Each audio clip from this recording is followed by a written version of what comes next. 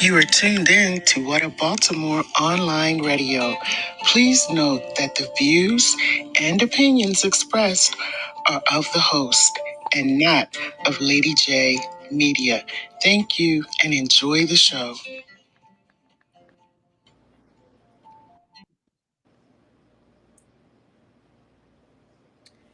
Hello, everybody. What's up, Baltimore? What up, Baltimore? You're watching Minding Our Business. We're minding our business and we want to mind yours as well. We have the amazing Miss Bayala Kinard on with us today.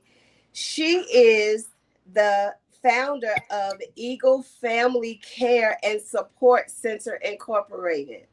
How are you doing, Minister Bayala? How are you doing today? I'm doing fine, and thank you for having me on, Elder. Thank you very much for having me here. You are very welcome. It's a pleasure. It's a pleasure. So we're going to jump right in because I have lots of questions for you. Now, I do know you personally, just so everybody knows, I do know Minister Bayala personally. She actually mentors my daughter outside of her program, and Simone absolutely loves her.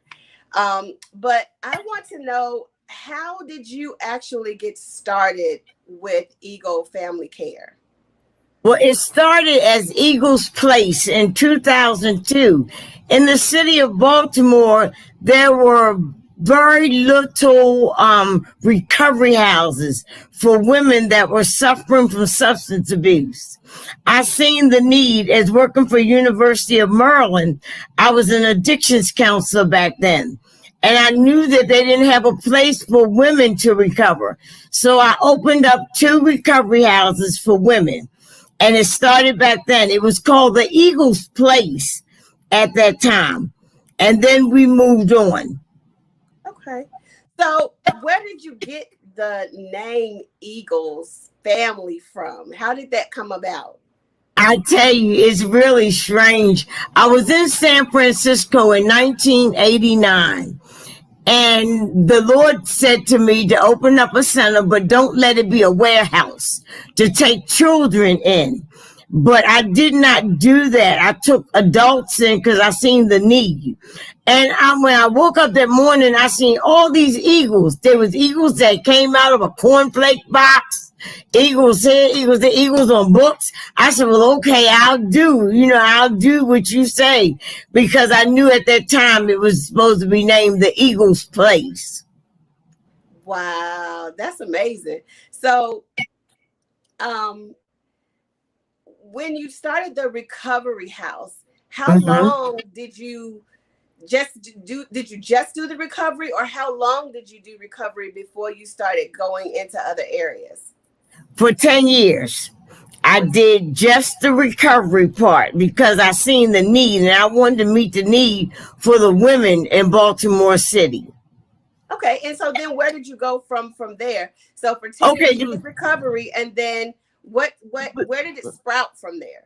Okay, from the recovery house, we went to women who were pregnant and had needed to learn parenting skills. So I extended it to women that were pregnant. Most of them were single. Some of them were married. And they came in and they learned parenting skills. They earned mommy dollars. And they would go down in my basement and buy wipes, Pampers, lotion, powder, milk, everything for their infants so that when the baby arrived, they had everything they needed. Wow. Okay. So how did you come across getting all of those material for them in order for them to buy? And how did they actually earn the bucks? They earned the bucks by coming in and participating in the group session that we had going on. We would do a topic and they would participate in it. I bought out of my pocket all of the things that I named. Now, some people donated clothing because if you know, when you have a baby, a lot of the stuff the baby grow out of so fast, so that you never really use it. So a lot of the stuff was new that we received, and the girls had free reign to it. They would come down and buy a onesie for 50 cents, and that was from the mommy dollars that they earned, and their mommy dollars could accumulate and everything. So how did they? So when they came to the program, you just had several different things they could do to earn or come into the program and participate. What did participating look like? The participating was a group session. In a group session, we sit in a round circle. A topic was put out, and then they spoke on the topic. And during that time, I found that there was a lot of mental health issues with the women. They were suffering from physical abuse from boyfriends and husbands, and they would cry and tell their story. And it would be really, really tense in there at times. Wow. So Minister Bayala, I know you're a minister.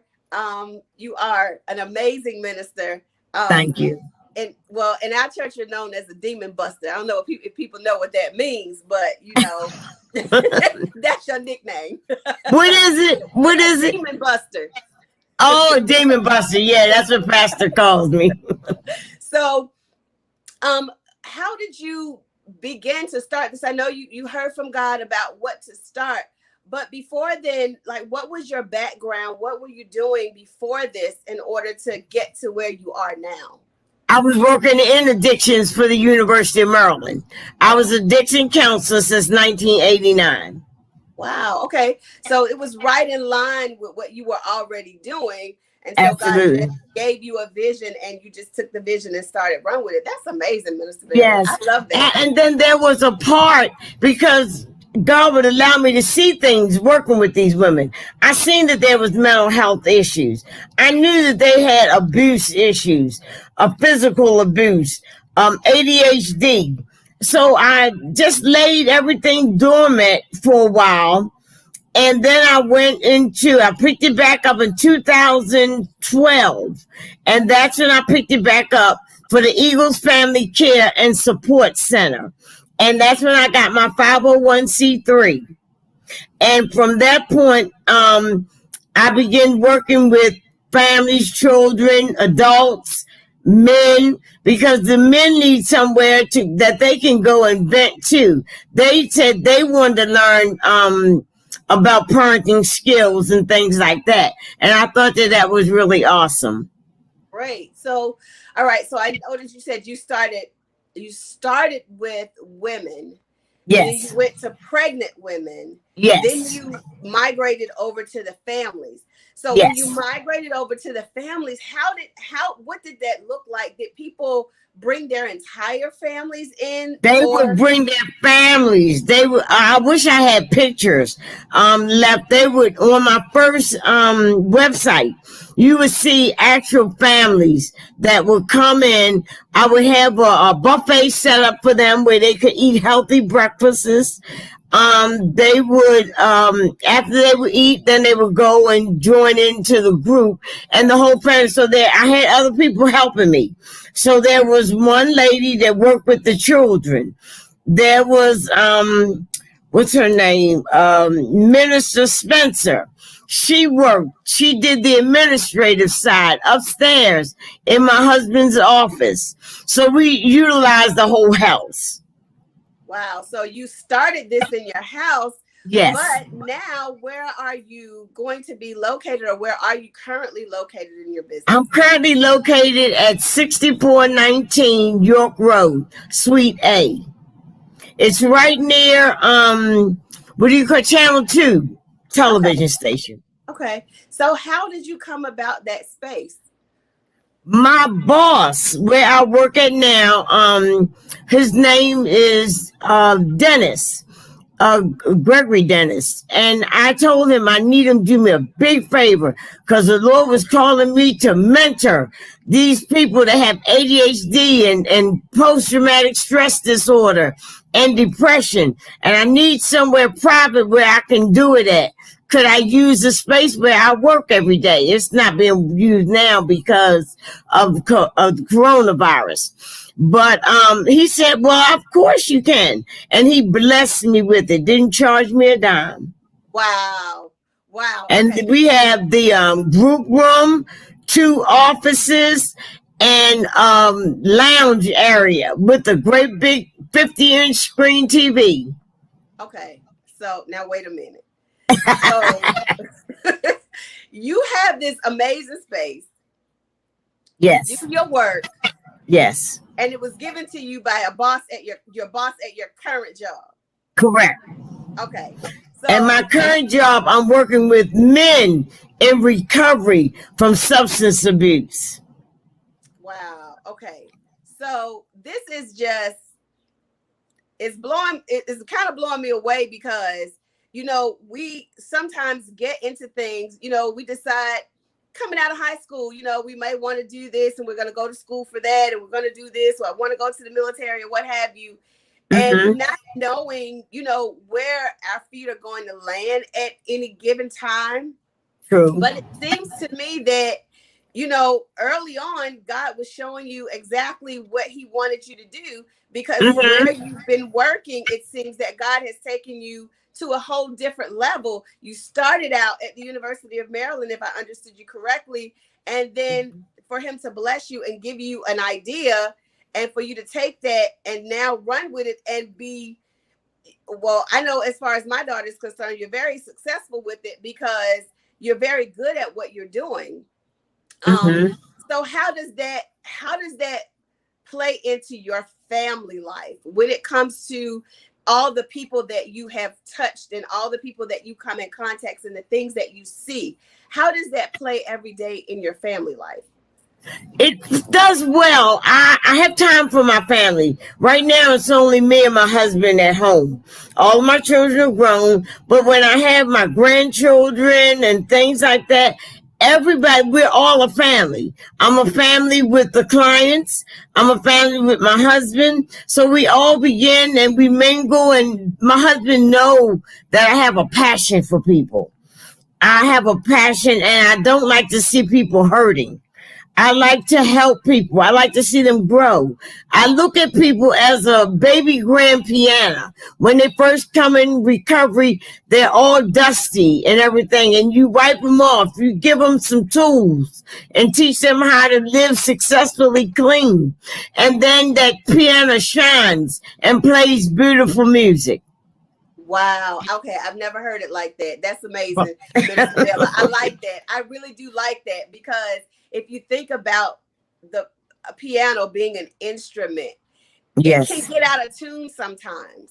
So, right. You have to have somebody to come in, a piano who has his tools and he tunes it up. And I've seen a piano being tuned before. And the one thing that I liked about the man who was tuning the piano is when he finished tuning it, he sat down to play to make sure that everything sounded right. But then he finished doing all of that, he wiped it off.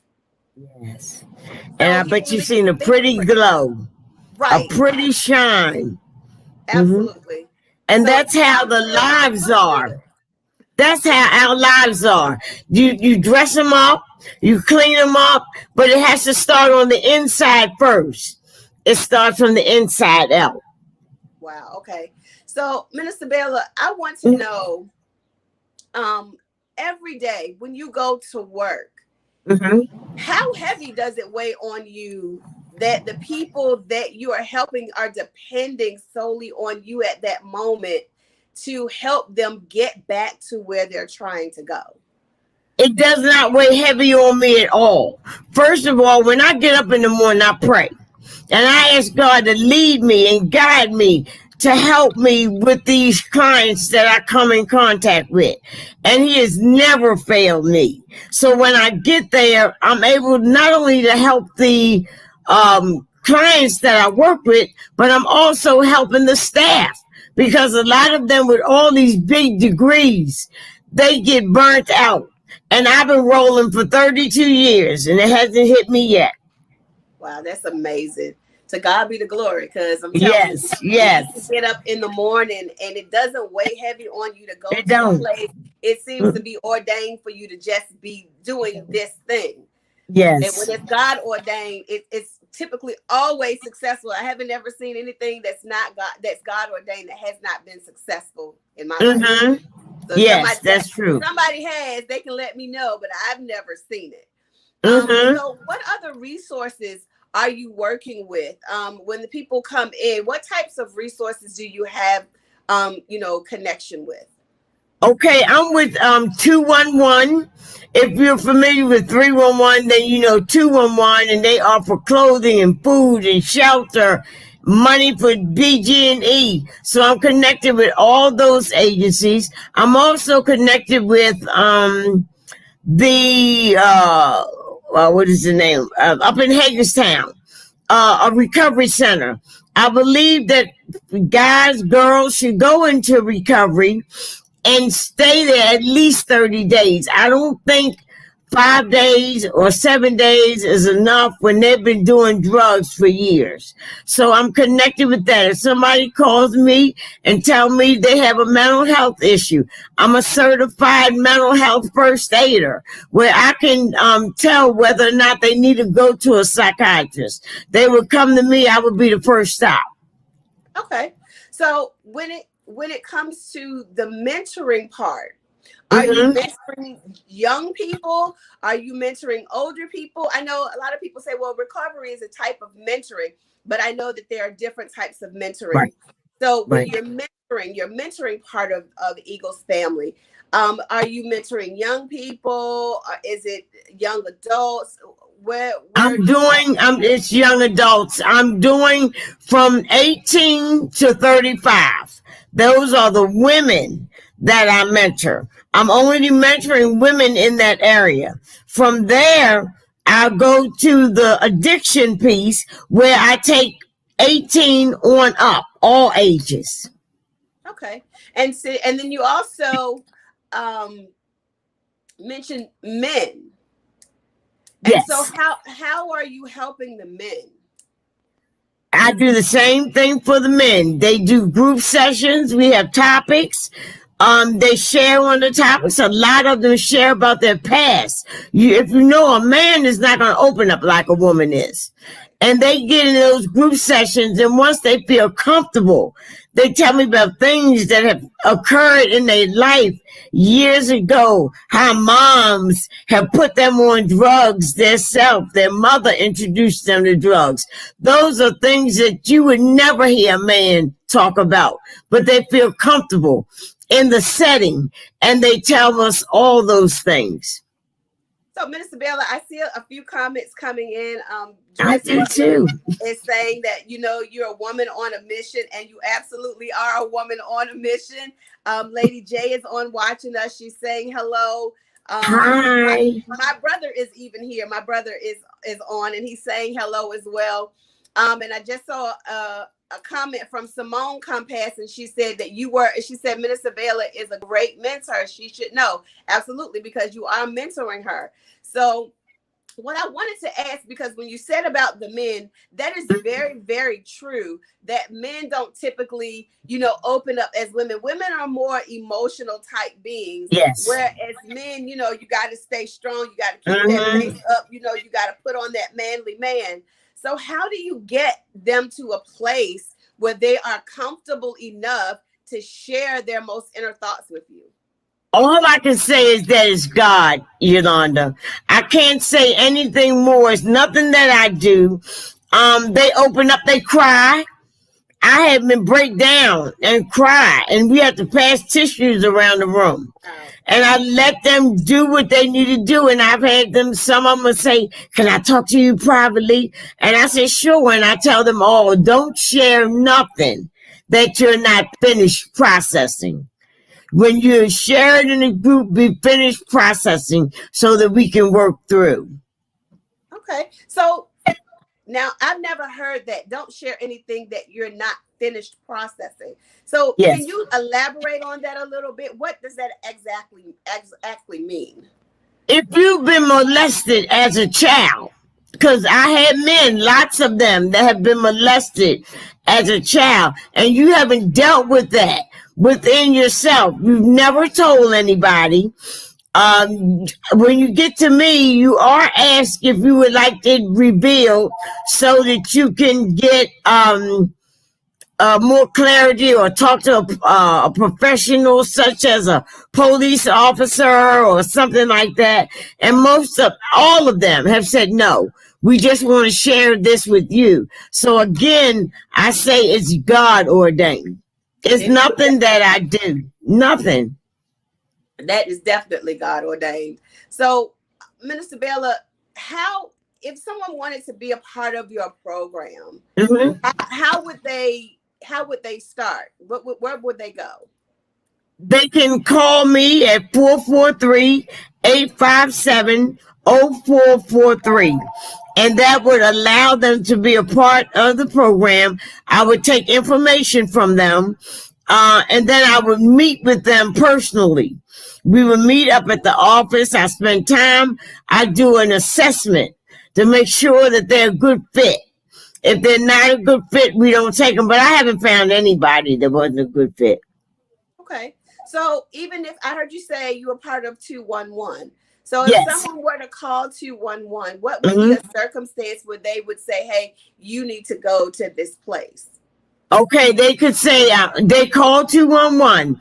I'm suffering from depression. I think I'm going to hurt myself, but I'm not ready to I haven't made a plan. I don't have a plan yet set out, but I'm going to hurt myself. I don't have insurance. Do you have anywhere I can go? And they would send them to me.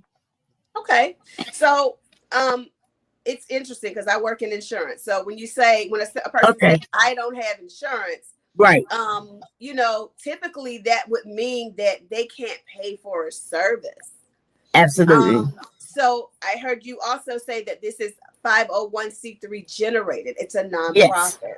So yes. How did you, if somebody wanted to become a nonprofit, how difficult was it for you, if it was at all, for you to start your nonprofit and get it rolling and get the material and all of the things that you need in order for your program to work successfully?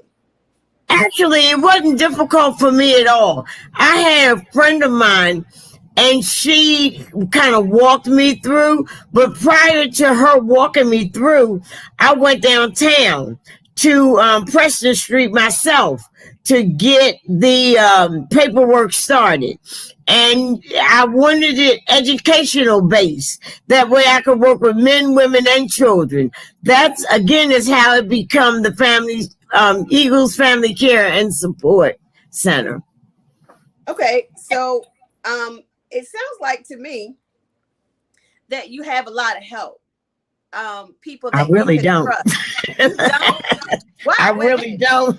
But I'll call, and God has sent people in my life since I've been started. And they'll tell me, I'll help you do this and I'll help you do that. And they all come. I have one lady to do the food management part. She does 501c3s. She does first aid certification. She does all these things. So she was the one that did my 501c3 incomplete. I started the paperwork. She told me where to go. I found her on the internet, and we've been friends ever since. Wow. Okay. So, I hear a lot about people on the internet. Some people think it's taboo. They date on the internet. That's taboo. You shouldn't date on the internet because it's not safe. But no. From what I'm hearing is that God is placing people in your life, and he's kind of like putting them right there in front of you so that you can't miss them. And they're volunteering, not even that you have to ask. Exactly right. That's so true. He's placing them right there. But again, he can place them, but we have to be in position to receive the blessing. Wow. Okay. So positioning. If someone were to say, okay, I know I want to do this. I'm feeling that God told me to do this. This is a passion of mine. how do I get myself in position to work this business or this 501c3? What would you say to them? I would walk them through from doing the steps that I took from going downtown on Preston Street on up to where I am today. It's not an easy task. You're not going to have everybody that's willing to help you. You're going to have doors closed in your face. But if you really want to do this, you would do it. And how do you not get discouraged when doors are closed in your face, when it gets a little tough? Where do you go now? I kind of already know the answer to that, but well, I go to my higher power. I go to God. Anytime things get tough or hard, which they don't, I can't really say that. Getting tough for me is when I'm overwhelmed with the number of people that's flooding in. When I was working for it was a program through the city. They were sending women to me. My dining room and living room would be lined up with women with applications. In order for them to get social service benefits, they had to take my course. Wow. Okay. So that means at some point you got hooked up with the state or the city. The city. Okay. Now that's huge because a lot of times, I've known some people who have been on welfare. I don't know what they call it now. Social services. At that time they had to go like to a jobs program. So okay. Same type of deal where they had to come to you. So it's like, I'm trying to get better. Yes. I may not have the resources to get better. So I'm going to go to this place and Minister Bayala is going to assist me with getting the resources that I need or getting the help that I need. You're absolutely right. Instead of them going to the job site, you got pregnant women. A lot of people are not going to hire them because they don't want lawsuits. Right. They don't want anything to happen to the women. So they come to me. They learn how to be. We watch videotapes. They learn how to be mothers. They learn how to nurse a baby. They did all those things. So they, like I said, they come to me instead of going to a job site. And then if they feel like after they had their babies, they have 8 weeks to stay with me. And then they can go on and look for a job. They don't have to because social services allows them to wait until the child, I think, is 6 years old. Okay. Mm-hmm. So, Minister Bayala, I just got to say, that alone is amazing because we have a lot of young women out here that weren't necessarily mothered themselves. And that's so right. Now they're having children and they don't necessarily know how to mother either. So the fact that they would have someone that would help guide them along in what to do is huge. It is huge. People, I don't know if people realize how big that is. Yes. So I applaud you for that. Minister Bayala, I knew a little bit. I didn't know as much. So I'm amazed because, man, our families, especially our African American families, are suffering in this day and age. And a lot of times, you've heard, I know coming up, I've heard, you don't need help. You don't need psychiatrists and counselors and that, you just pray about it and let God handle it. And, as an adult, I've learned, God gives us tools. Absolutely. So that we can pray all day long. And God is saying, yeah, you're praying and I'm sending you the help right here. So, absolutely. For you to be a part of the process, a part of the help, to me is utterly, absolutely unequivocally I enjoy amazing. It. I enjoy every moment of it. And you asked me a question about how do I make it when things aren't going the right way. If I have 20 people and one of them catch on, that's all I need. That is good enough for me. It's better than money because I've done everything out of my pocket. Money can't pay for what I see when I see these lives change. Wow. And it's the giving back. It's the giving back piece for me, because when you say you give out of your pocket, Yes.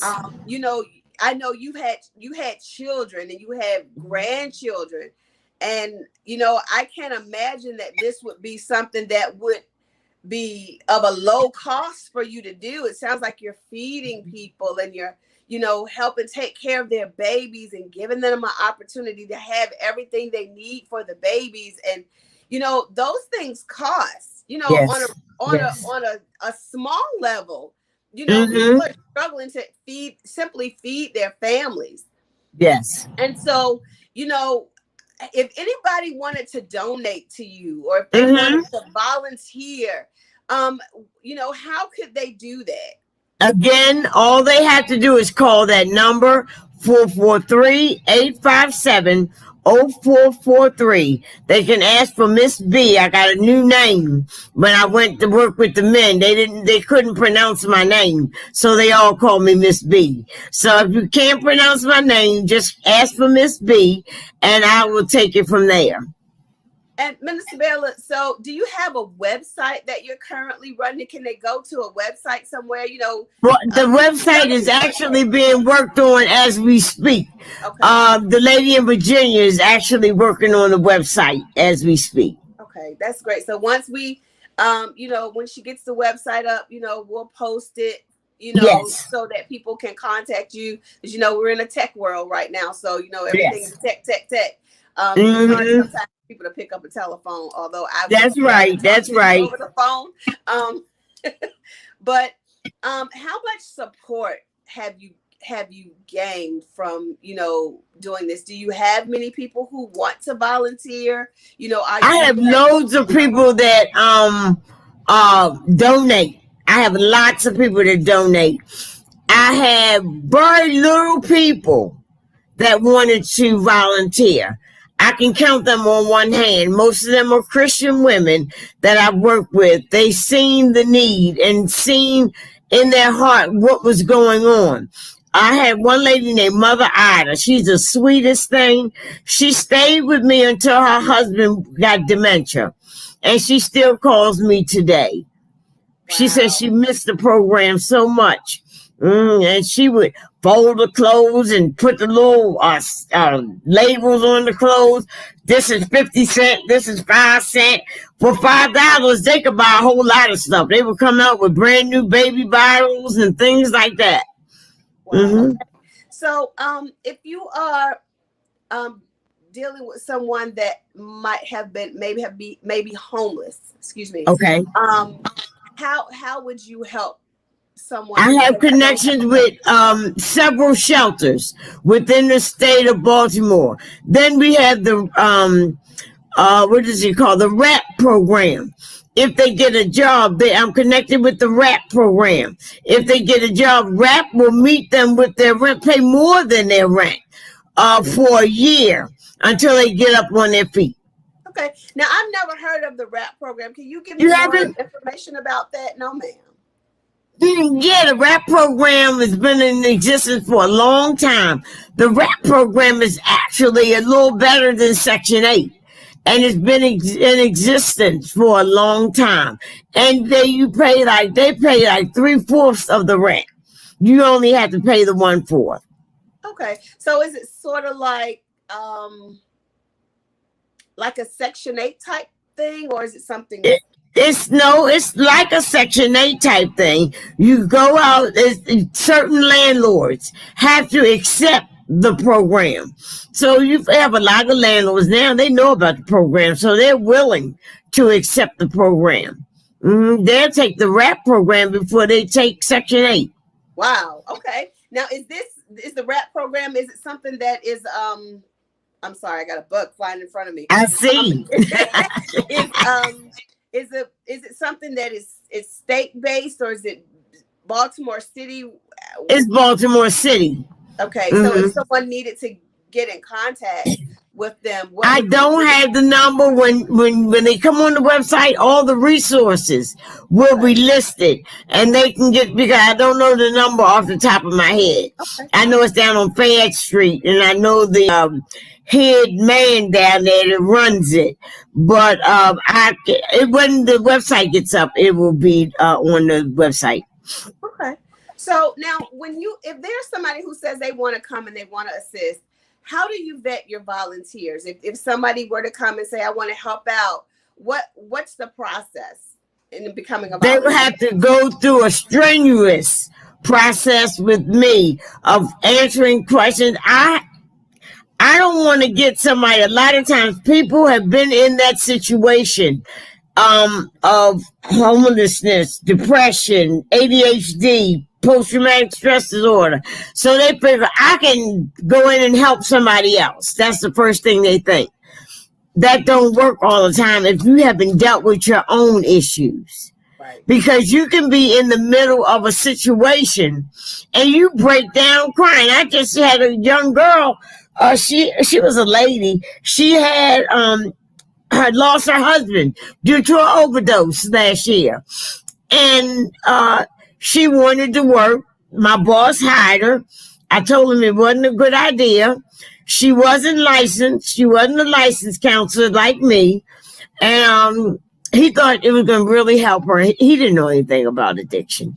So she came in and she broke down in the group room. I had to literally walk her out. Wow.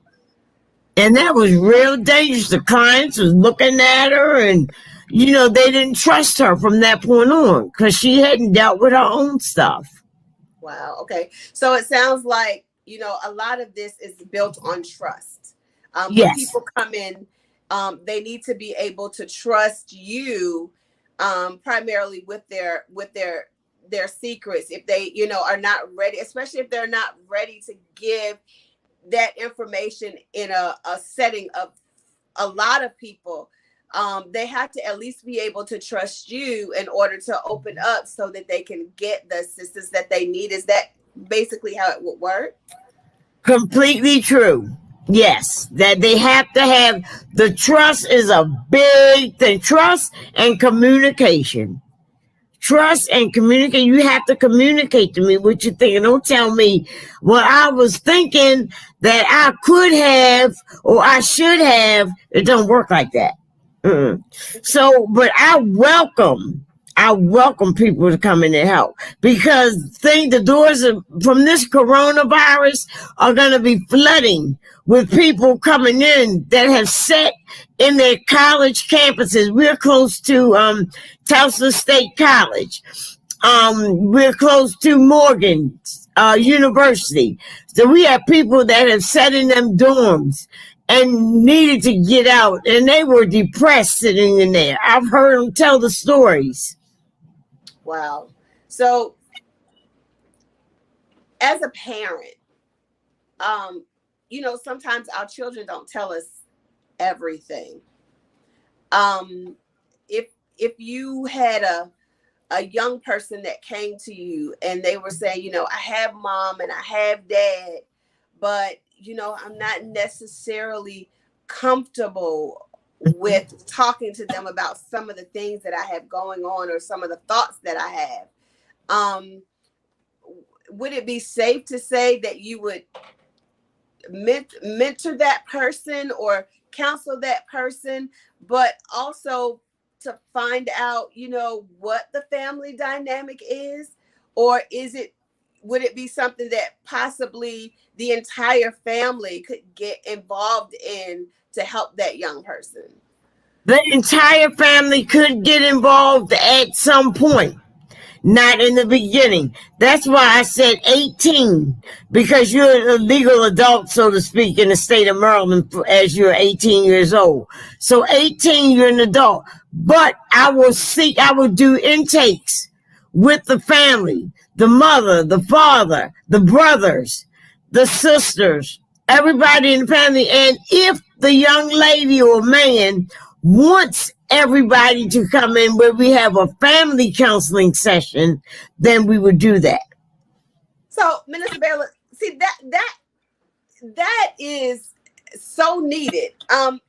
Like I said, I work in the insurance field on my 9 to 5, and a lot of times family counseling is not something that is offered. So if you have insurance, Mm. the family counseling piece of it, the only time they'll really give you that type of counseling and pay for it as far as your insurance is concerned is if you have someone who's in hospice care. And Mm. families need to know how to deal with, the impending loss of their family member. I Right. call Mhm. me and say, my husband and I want to go to counseling. We're having a problem in our marriage. Um, Right. Marriage counseling is not something that's offered. If you want to Right. go to counseling by yourself, yes, then Mhm. that mental health piece Mhm. is available for you. So for you to involve an entire family, if need be, and the whole family be able to get the counseling is huge, because Yes. typically in the industry, that's not something that's offered to families.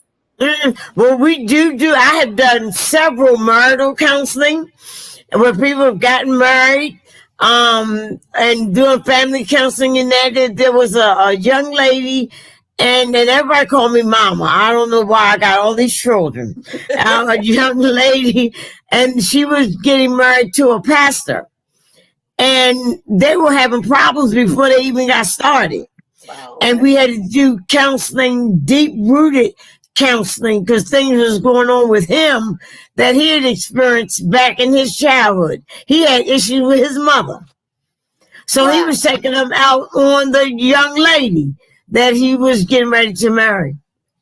So So yes, I do everything. how do you pull these things out, Minister Bella? Because it's really interesting to me that we can be 40, 50 years old and have deep-seated, deep-rooted issues Yes, and yes. not even know that we have those issues. How do you pull those things out of individuals? I would say that I don't know, everybody might not understand this, but I'm guided by the Holy Spirit.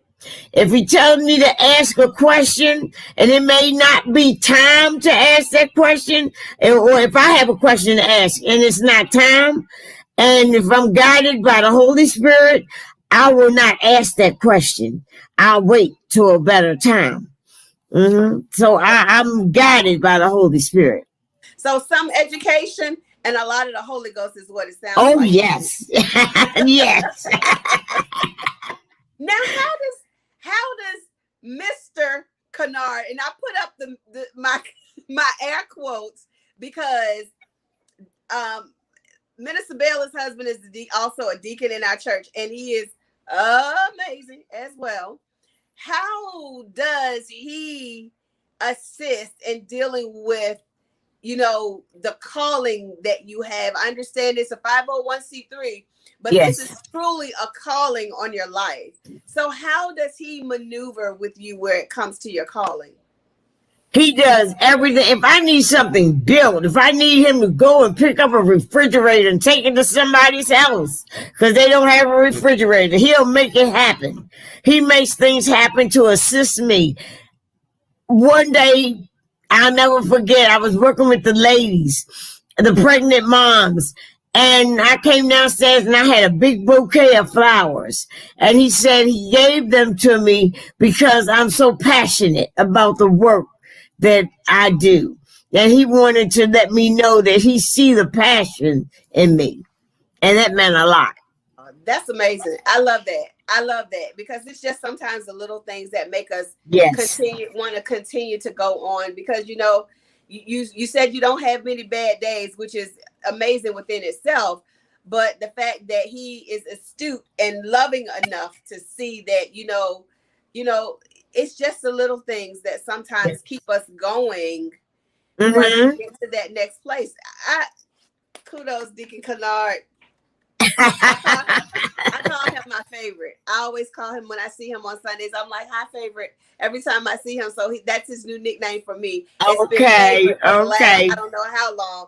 So when you hear it, it must be Yolanda somewhere in the background screaming, hi, Mhm. favorite. because we love to see Deacon Kinard. He's an amazing person, and he's a jack of all trades. So Yes, he is. I can just imagine, the things he's probably built, and the things that he's probably done, because I see him maneuvering around in our church. And one thing about him that I do love is that he never seems to complain about anything. He's always pleasant. He's always just so, nice, and you're the same way. And Thank you. I love it. I absolutely love it. I love it. So one thing that I did find out that Deacon Kinard shared with me is that you were a dance instructor. Oh, yes. I was the first dance instructor. I was a minister of dance. And I actually took my girls to a boot camp. I think we went in Orlando, Florida, to a boot camp, and they connected with other women from around different states. And we stayed there for like 5 days, I think. And they loved it. Sheena, all the girls, they loved it. We learned how to, because I wanted them to be able to minister in decency and order. They need to not wear the big earrings. They need not minister and their breasts is hanging out, or they need to tie down to do something. Right. But they need not, because we don't want to take the focus off God. The focus should always be on God. So yes, I was a dance minister. I loved it. I danced. I used to dance. Mm-hmm. Amazing. So I mean, it seems like everything you've done in your life is just taking you right back to where you are right now.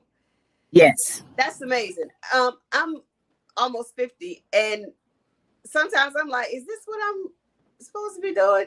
I'm not sure, but you seem to have had everything you've needed forever. Like, was it ever a time when you didn't exactly know what it was that you wanted to do? No. I've always, and this is funny, I'm going to tell you this and you're going to laugh. I've always wanted to help people. My goal was helping people. I can think back to junior high school. My goal was to help the underdog. When everybody be picking on, and I was the littlest thing. Everybody be picking on some of the other girls. I would jump up and say, don't mess with her, or something like that. And I just carried that weight, and everybody respected me. So I never had a problem. But at the same time, I'm going to school now to be a paralegal, because I want to work in the courts. I want to work with criminals.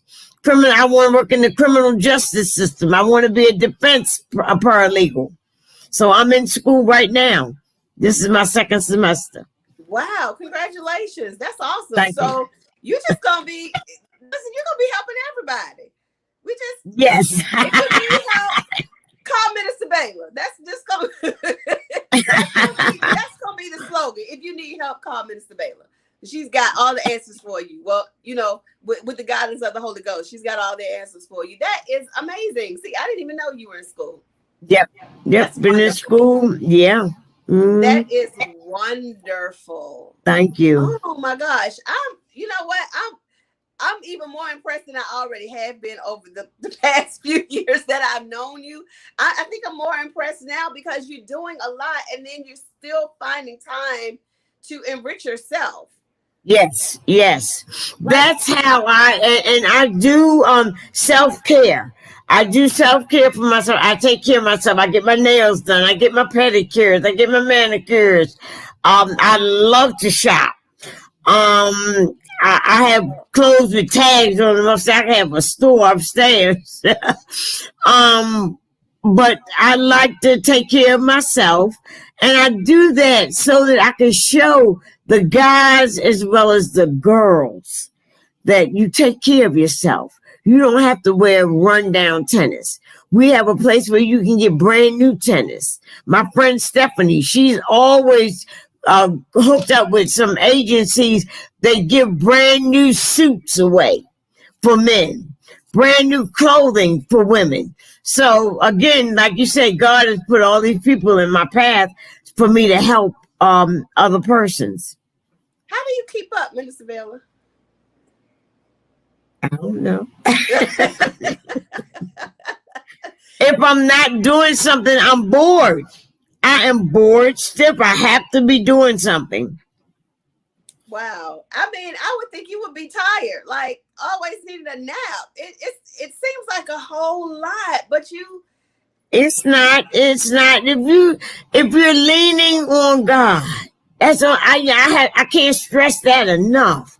My strength comes from Him. That's where I get my strength from. My encouragement. There are days I have to be like David. I have to encourage myself. I can't wait on nobody to encourage me, Wow, because people are jealous. People are jealous in the human bodies. They're jealous. And I have to keep it moving. Now, have you ever, because you said that, this question popped in my head, so I have to ask it. Okay. Have you ever come up against someone who you thought would help? Maybe somebody that was close to you, and you found that they weren't exactly for you and what you were trying to do or willing to help? Yes. I've come up against that. Again, I go back to saying God has allowed me to see. I have a discerning spirit, and I can see right through you. Give me 15 minutes with you, and I know if you're for me or if you're not. That's all I need is 15 minutes. So I'm going to pull your card, and I'm a sharpshooter. I shoot from the hip. Now, I know everybody heard her say she was always the littlest thing, even in school. And she still is. She still is a little tiny somebody. But, I mean, you very small, but you carry a big stick, Minister Bella. I have to say, you know, I knew some things, but the things that you revealed today, the things that you let us hear today, I'm utterly amazed. I mean, that word, that's the only word that I can use to say how I feel about what I'm hearing. You are amazing. You are. Well, I just thank God, and I want the people of Baltimore to know that there are people that care. We do care. There are agencies that care. I care. I'm going to walk with you to the end. If you need something or you got to have something, I'm going to take you all the way to the end to make sure you get exactly what you need. I thank you for that, because, I've heard people say, I went to this place and I tried to get this, but maybe I have a little job and, it's not even paying all of the bills and we're still hungry, but I couldn't get the assistance that I needed. Yes. So that's huge in itself, because when you think about people who are employed and they're underemployed, so it sounds like, with your program, that doesn't matter. Oh no, it doesn't matter at all. That's why it's free. That's exactly what. Even if you have a situation, a person come, they have insurance. Insurance is only going to pay for physical therapy, mental health therapy for a certain amount of weeks. That's all you're getting.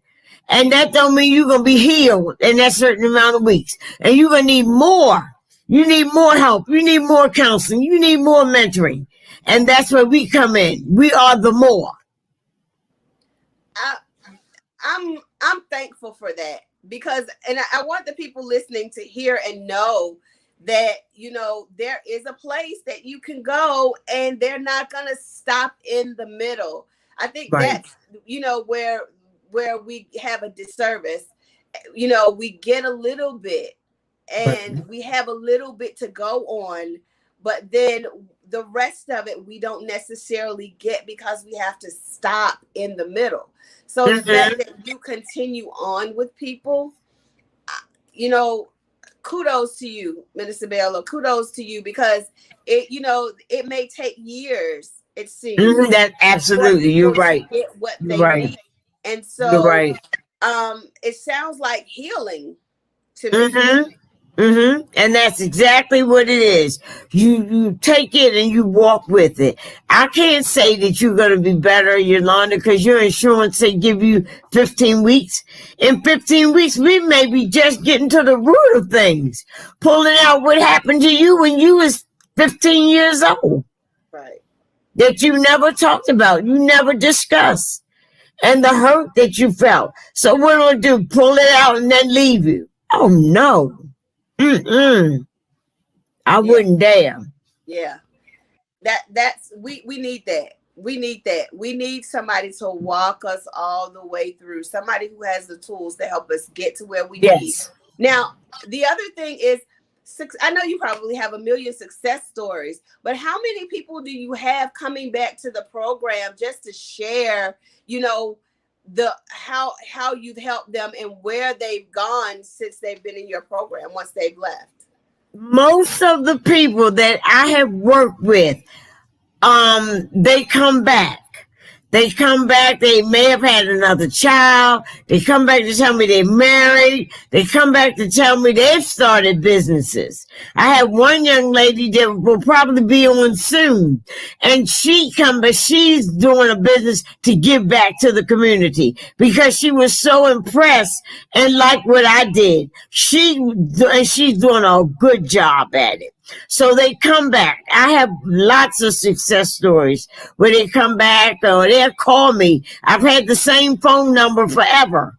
So, and they'll call and they'll say, remember me? I was in church about 3-4 Sundays ago. And the girl said, remember me? I'm Susan. I'm like, Susan? I don't remember no Susan. And she said, I'm Susan. I live in D.C. now. You know, I wanted you to be my baby's godmother. And she got her citizenship because she was fighting, trying to get her citizenship because she's from Jamaica. And she was over here on a visa. And then the visa ran out, so now she's permanent. She called me the other day. Wow. That has to be so fulfilling. And she walked to the program every day up at the pregnancy center. She walked every day to the program. And she lived a good distance where she could have caught the bus. Wow. So that tells you a lot right there. I'm willing to put my feet to the pavement because I just got to get there. So, in your desperation, you know where to go. Yes. And you're so desperate to get the help that you're going to go where the help is and, by any means necessary. By any means necessary. Exactly right. Mm-hmm. Now, how many times do you get woken up in the middle of the night with phone calls for help? Not too often. My husband would say something different. He would beg to differ. But not too often. And I keep my phone where I tell them I have an open door policy. And I mean, when I say call me anytime, I tell them that and they call, but I find that they respect the hours. If I'm with my husband, they say, oh, Miss B, can I talk to you now? Or Miss B, I'm going through this. I have men 67 years old. Miss B, can I do this? One guy, I helped him get an apartment. He has his own apartment now. On low income. He was in jail for 18 years and came out and came to the program. Now he's doing well and he want to send everybody he knows to the program. And I have to tell him they have to want it, baby. They have to want this thing. And he's just a sweetie pie. He's just a real sweetie pie. But he got his own place. I took him to St. Vincent's de Paul to get furniture, to furnish his place. So he got half his furniture was donated. I showed him how to look in the newspaper. And people are giving away free stuff. Or he could buy somebody's soap for a living room set for $20, $50. So he's very happy. I asked him, was he cooking? Because I want the first meal. Minister Bayala, you are a wealth of knowledge. We have about 2 minutes left. Okay. Is there anything that you want to say to encourage the people? Anything that you want to share with us that we haven't gone over tonight? Not that we haven't gone over. I want to reiterate the fact that you don't have to suffer alone. You don't have to suffer in silence. I'm here to walk with you, to talk with you, to encourage you, and to mentor you. Well, Minister Bella, I'm truly grateful for you coming on the show today. Thank you, thank you, thank you so much. You have given me some inspiration, a little That's bit good. more hope to keep on going, and a lot of information about you that I did not know that I'm just totally in awe about. So thank you so much. Can you give your number again for anybody who just jumped on and did not get the number, so that if they need to contact you, they'll have the information? Yes, my number is 443-857-0443. If you need detox, if you need to get in housing, now don't come and think that I'm going to get you a house the first day you come. You got to earn that house. If you need housing, you need food, you need detox, you need mentoring, you need somebody to help you through your depression, I can help you with all those things. And if I can't do it, I'm going to connect you with somebody that can and will. But all of my services are free. Every one of them. And there you have it, everybody. So What's up, Baltimore? What up, Baltimore? This is the end of our show. Thank you for tuning in to Minding Our Business. We're minding our business and we want to mind yours too. Thank you so much again, Minister Bella. God bless you. God bless you. Thank you. Thank you. Alrighty. Thank you, guys. Thank you for listening. We'll see you next week, 6 o'clock.